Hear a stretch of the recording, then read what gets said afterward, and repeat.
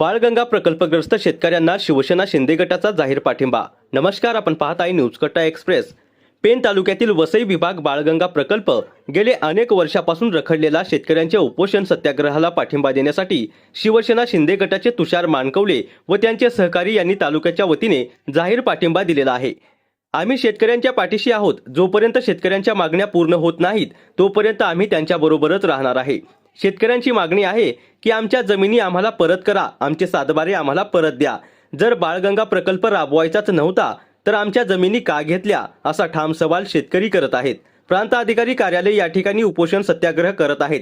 तिसरा दिवस असून जर बुधवारपर्यंत शासनाचा ठाम निर्णय लागला नाही तर पोरा बाळासकट 6 ग्रामपंचायत व 12 आदिवासी वाड्या या प्रांत अधिकारी कार्यालयासमोर येऊन बसणार, असा शेतकऱ्यांनी इशारा प्रशासनाला दिला आहे। लवकरात लवकर या प्रश्नाकडे लक्ष देऊन शेतकऱ्यांच्या मागण्या पूर्ण कराव्या, अन्यथा हे उपोषण मोठ्या प्रमाणात चिघळणार आहे। दादा, तुम्ही एक शेतकरी आहात आणि या आंदोलन उपोषणाला पाठिंबा देण्यासाठी इथं बसलेला आहात। 2 दिवस झाले, आजचा दुसरा दिवस आहे, काय सांगाल?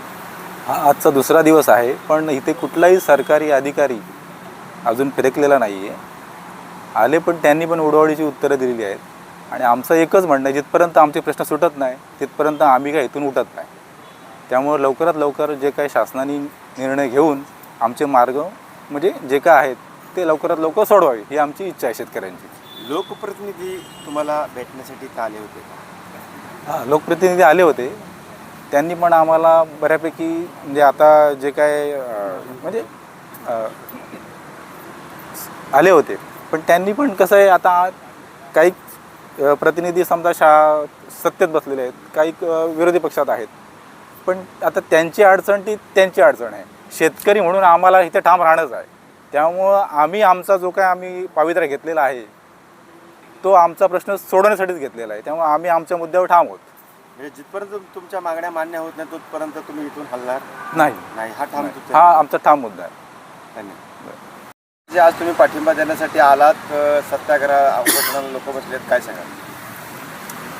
वसई विभागातील बाळगंगा धरण हा प्रकल्प मला असं वाटतं 2009च्या लोकसभा आणि विधानसभेच्या नंतर ह्या प्रकल्पाची नोटिफिकेशन निघून ह्या प्रकल्पाचं काम चालू केला। आज ह्या घटनेला मला असं वाटतं 15-16 वर्ष झाली, 15-16 वर्ष झाली। आता शासनाचा धोरण आहे का पहिले पुनर्वसन नंतर धरण, पण ह्या सगळ्या गोष्टींना अगदी केराची टोपली दाखवून हा प्रकल्प चालू केला। आता मी तर म्हणेन हा अनधिकृतच प्रकल्प आहे। शासनाच्या आडमुठेपणामुळं आज ह्या लोकांचं पुनर्वसन नाही किंवा त्यांच्या बऱ्याच सुविधा आहेत, कुठली शासनाने यांच्या अटी-शर्ती पूर्ण केलेल्या नाहीत। मला असं वाटतं जुना कायदा होता, पण 2013च्या नवीन कायद्यानुसार 5 वर्ष झाल्यानंतर हा प्रकल्प जेव्हा पूर्ण होत नाही तेव्हा त्यांच्या जमिनी ह्या मूल मालकांना परत द्यायच्या असतात। दुसरी बाब अशी की ह्याच्यामध्ये केंद्र शासनाच्या फॉरेस्टच्या बोला किंवा केंद्र शासनाच्या अखत्यारीतल्या जमिनींच्या अजून कुठल्याही परवानग्या नाहीत। बऱ्याच इथं तज्ज्ञ लोकांनी ह्या सगळ्या त्रुटी मांडलेल्या आहेत। मी मांडायची आवश्यकता नाही आहे, पण एक शासनाला एक कळवून एकच विनंती आहे की उपोषणकर्ते जे कोण आता बसलेले आहेत, जे कोण ग्रामस्थ आहेत, आज त्यांचा पुनर्वसनाचा प्रश्न खरोखर गंभीर आहे। हा पुनर्वसन ह्या माध्यमातून हा झालाच पाहिजे। आज लोकांवर ही वेळ नाही यायला पाहिजे बसाची। आज शासनाने यांच्या मागण्या लवकरात लवकर पूर्ण करून आम्ही पण शिवसेना पेन तालुक्यातर्फे आज आमचे आमदार महेंद्र साहेब दलवी यांनी आज आम्हाला सूचना केल्या की उपोषण जिथं चालू आहे तिथं जाऊन तुम्ही त्यांना पाठिंबा द्या आणि येणाऱ्या ह्या उपोषणासाठी आमदार महेंद्र दलवी साहेबांचा संपूर्ण ताकदीनिशी या उपोषणकर्त्यांच्या पाठीशी आहेत, हाच एक निरोप देऊन मी इथं आलेलो आहे। आणि ह्या उपोषणाला पेन तालुका शिवसेनेतर्फे आणि समस्त शिवसैनिकांकडून आमचा जाहीर पाठिंबा आहे। न्यूज कट्टा एक्सप्रेससाठी रायगड जिल्हा संपादक संजय गायकवाड।